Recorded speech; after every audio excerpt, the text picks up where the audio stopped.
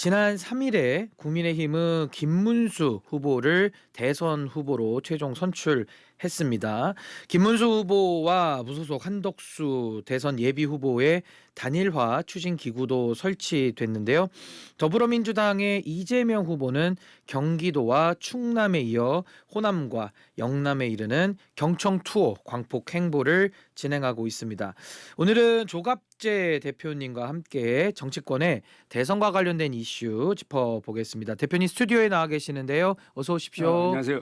예, 이렇게 아침 일찍 나와주셔서 감사드리고요. 조갑재 대표님, 오늘 부처님 오신 날인데 곳곳에서 이제 축제와 연등 행사 진행되고 있습니다. 뭐 주말에는 나들이 좀 하셨습니까? 저는 오늘 출연하기 위해서 준비한다고 예. 공부했습니다. 아, 공부하시느라고 나들이까지 포기를 하셨는데 지난 3일입니다.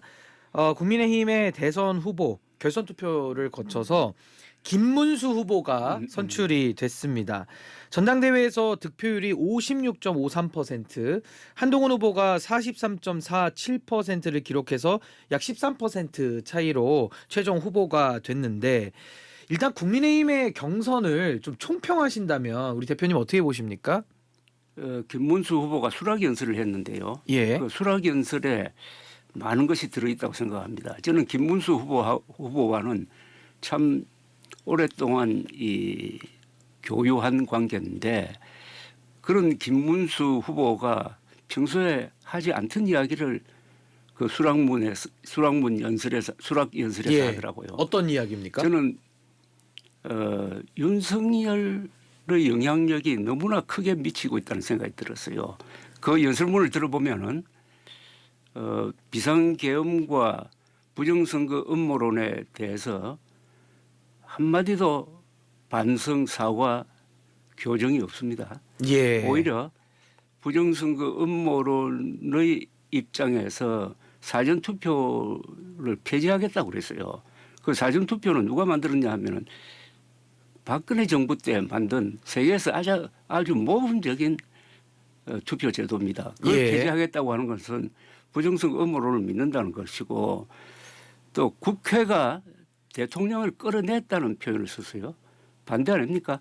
대통령이 군인들을 시켜서 국회의원들을 끌어내려고 한 것 아닙니까? 예. 그래서 그 연설문은 저는 이거 윤석열 씨가 써준 것 아니냐 하는 생각이 들 정도였습니다. 그 말은 뭐냐면은 예. 이번 국민의힘 전당대회는 탄핵의 강, 계엄의 강, 그리고 윤석열의 그늘로부터 벗어나는데 실패했다. 그래서 이번 대선은 저는 국민의힘 후보의 참패로 끝날 것이다 하는 생각을 갖게 됐습니다. 그럼 대표님 보시기에는 국민의힘의 경선은 소위 말하는 윤석열 전 대통령의 영향권 아래 있는 친윤들의 승리다, 뭐 이렇게 그렇죠. 정리해도 될까요? 그 하나만 더 여쭤보면, 국민의힘의 경선이 뭐 결선 투표까지 하면서 나름의 그런 장치들은 설치했습니다만은 그렇게 주목을 못 받은 것 같아요. 왜냐하면 이제 한덕수 그렇죠. 후보가 나오면서 사실상 자당의, 그러니까 국민의힘 본인들의 당의 경선은행에는 또 실패하는 이런 역효과를 냈다고도 봐도 될까요? 어떻게 보십니까? 누가 봐도 이 경선은 마이너리그 예. 경선, 2부 리그 경선으로 보이지 않습니까? 어허. 그렇게 하도록 한 사람들이 국민의힘 지도부 아닙니까? 바깥에 있는 한덕수 권한 후보. 대행을 예, 예. 당신은 권한 대행을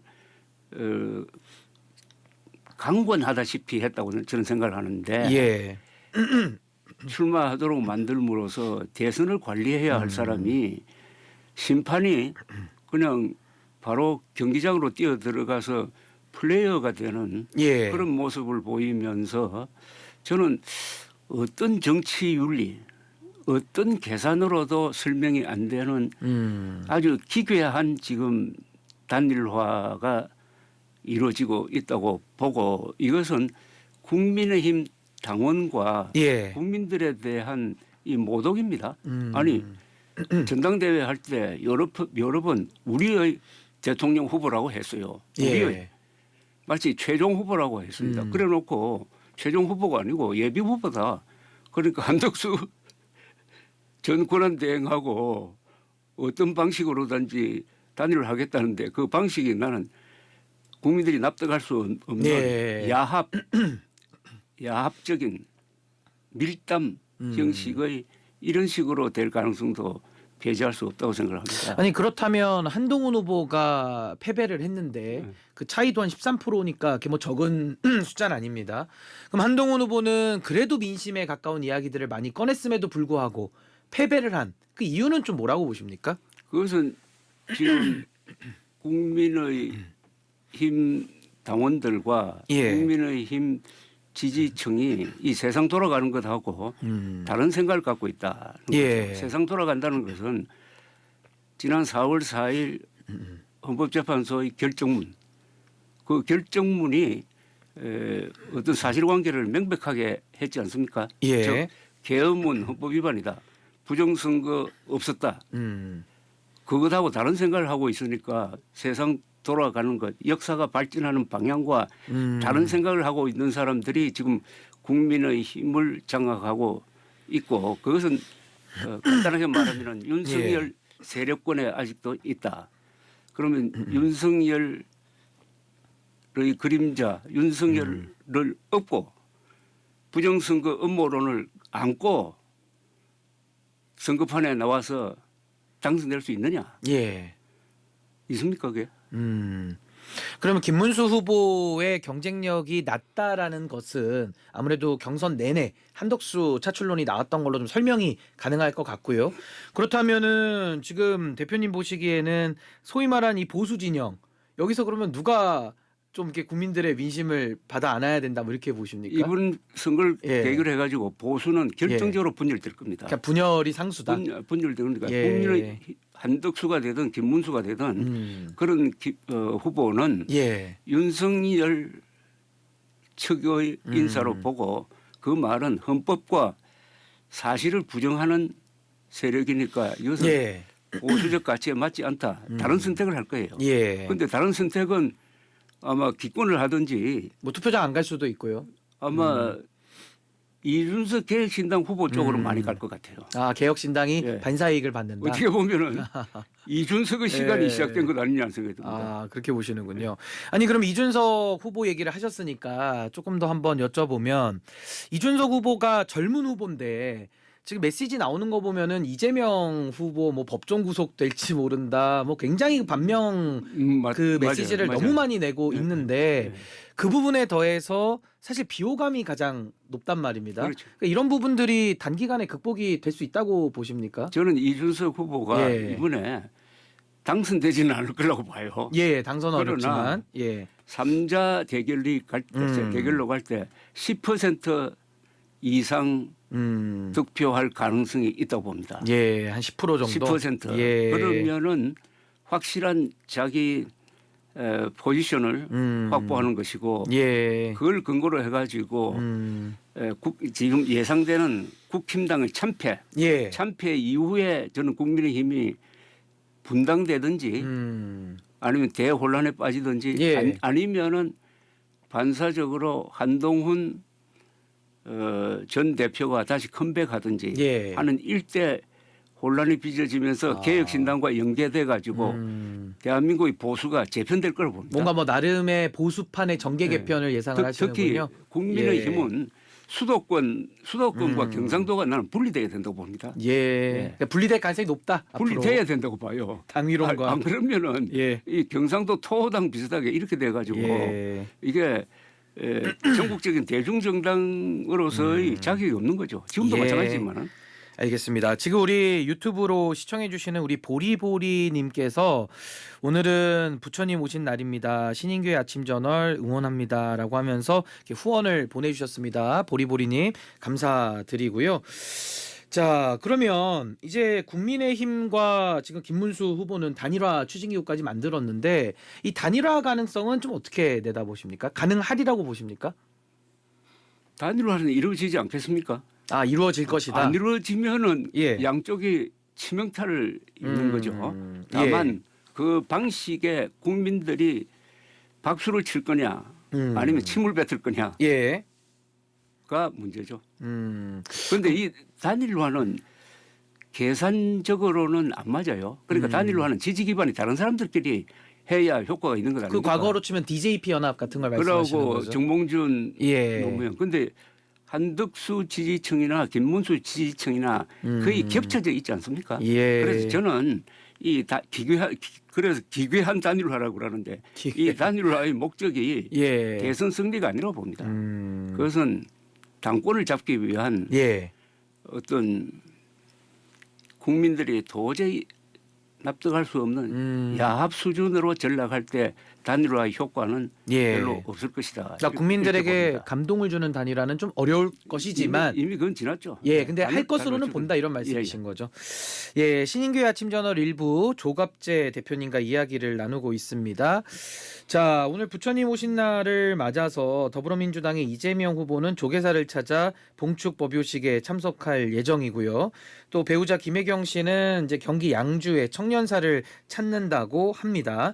민주당은 선대위에 종교본부를 신설해서 종교계 표심 잡기에도 발빠르게 나섰는데 지금 민주당의 이런 외연확장 분위기는 좀 어떻게 평가하십니까?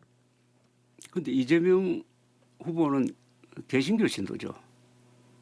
뭐 종교까지는 제가 잘 모르겠습니다. 개신교 신도가 예, 맞는데 예. 이제 저는 이 정치인과 종교는 따로 멀리 있어야 된다고 봅니다. 우리나라 대통령부터 무슨 일이 일어나면 종교 지도자를 모시고 예. 하는 일종의 쇼 비슷한 걸 계속 하고 있는데 정교 분리가 예. 근대 국민국가의 대원칙 아닙니까? 예.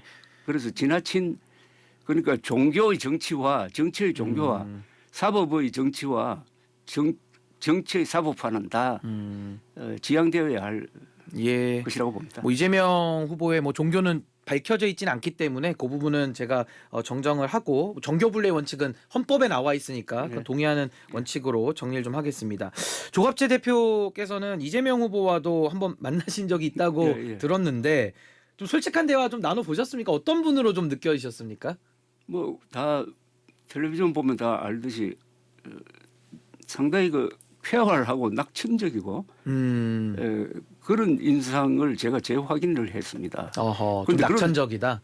그런 사법 리스크를 가지고 예. 수시로 재판정에 나가면서 그런 자세를 유지하는 것도 상당히 그 좀 특이한 면이 있다는 생각이 들었어요. 예. 그날 대화는 뭐 정치 이런 이야기는 안 하고 몇 가지 제가 확인해 볼 게 있었는데 특히 수도 이전에 대해서 예. 수도 이전 공약을 했는데 저는 수도 이전 반대거든요. 근데 정치권에서 지금 수도 이전 쪽으로 몰고 가고 있다고 이 굉장히 위험한 겁니다. 예. 수도 이전하려면 헌법 개정해야 됩니다. 그리고 야금야금 옮긴다고 그죠? 국회를 또 옮긴다고 그러다가 행정부는 이미 반의가 있고 대통령 집무실까지 글로 옮기면은 이제 수도 이전이 완성되는 거예요. 예. 그러나 그건 헌법 위반입니다. 그런데 이재명 후보는 일단 용산 집무실로 간다. 그다음에 지금 청와대를 고쳐서 청와대로 복귀하겠다고 했어요. 예. 다만 청와대에 있으면서 세종시로 옮기는 문제를 생각을 하는데 그걸 추진하기에는 반발이 많을 것 같다. 그런데 그러면은 예. 거기에 너무 에너지를 소모하다가는 민생 예. 해결 못한다 하는 이런 입장이었습니다. 예, 뭐 수도 이전 공약에 대해서는 저희가 차차 더 평가를 해보면 좋을 것 같고요.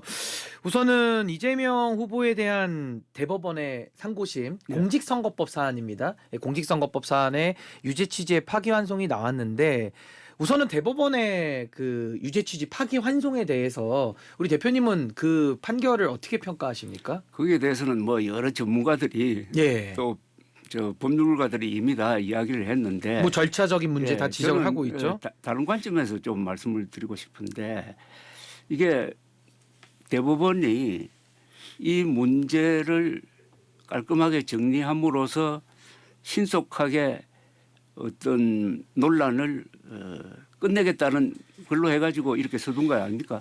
예. 분명히 목표는 그거죠. 신속한 문제 해소라고 그럴까요? 그런데 결과는 신속한 문제 확대로 가버렸어요. 그러니까 정반대로 됐죠. 정반대로 가버렸어요. 예, 예. 이 부분은 상당히 정부적 판단인데 이 부분에서 저는 조희대 대법원장이 실수를 했다고 봅니다. 아, 조희대 대법원장의 실수다. 실수를 했다고 봅니다. 예. 그러니까 그 내용보다는 이런 타이밍에서 또 이 유죄 취지의 파기환송은 지금 압도적 1위를 달리고 있는 대통령 후보에게 치명타가 될 수 있는 것 아닙니까? 그러면은 격렬한 반응이 일어날 것이라고 예상을 했어야 되는 것 아닙니까? 예. 그런데 예상대로 그렇게 됐잖아요. 물론 지금 뭐 대법원장을 탄핵한다든지 하는 것은 또 민주당이 또 실수하고 있다 그럴까요? 예. 과속하고 있는 거죠. 그래서 저는 하나의 뭐 이게 제가 대안 낼 입장은 아니지만은 파기환송 재판은 선거 기간 중에는 중단돼야 된다고 봅니다. 그래서 지금 안 그래도 민주당에서도 조희대 대법원장에 대한 탄핵은 보류를 했는데 예.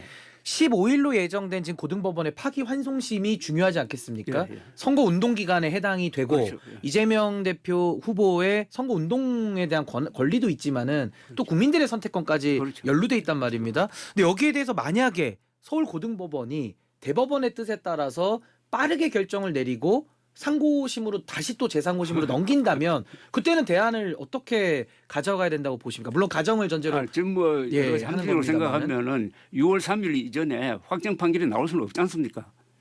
그죠? 근데 지금 그 부분에 대해서도 대법원이 네. 어떤 의도를 가지고 과속을 하면 그때는 막을 수 없는 지경이 와버린다라는 일각의 우려가 있거든요. 그건 이제 민주당 쪽에서 예. 그동안에 이 조금 예상하지 못한 어떤 판결이 나오니까 아주 전전긍긍하는 왜냐하면 것 같아요. 지기현 재판장 사례도 있고 뭐 하다 보니까 그래서 저는 15일로 잡혀 있는 건 하더라도 예. 그 이후에 이 재판 기일은 저 선거 기간 안으로는 잡지 않아야 된다고 생각합니다. 서울 고등법원에서 저는 그렇게 할 거라고 생각합니다.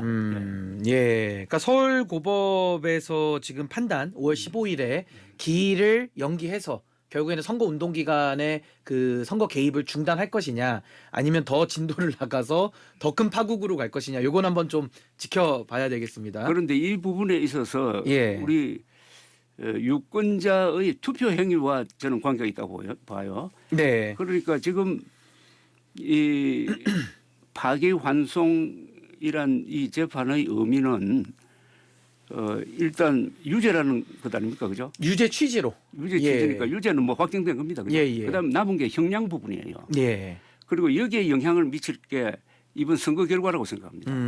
선거에서 예. 근데 이재명 후보가 압도적으로 당선된다고 하면은 이것은 국민들이 이재명 후보의 사법 리스크를 다 알고 예. 투표한 거거든요.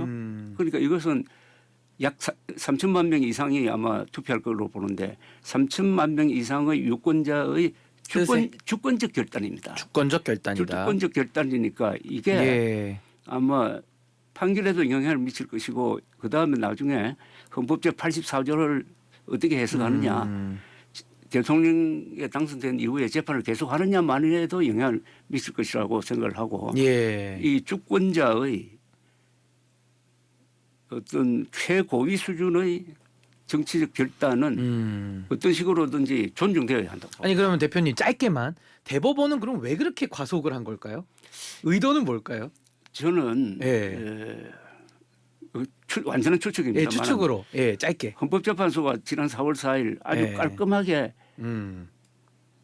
정리를 했지 않습니까? 예. 아주 명쾌한 결정문으로서 그걸 의식한 것 아니냐 하는 생각이 드는데 그런데 그게 결과는 다르게 나왔어요. 예. 헌법재판소의 결정은 사태를 깔끔하게 정리를 했는데 예, 정반대로. 이번은 사태를 악화시키고 말았습니다. 예. 아이고 시간이 벌써 다 끝나가지고요. 대표님과의 인터뷰는 오늘 여기까지 하겠습니다. 다음에 한번 또 모시고 인터뷰 나누겠습니다. 지금까지 조갑재 대표였습니다. 고맙습니다. 감사합니다.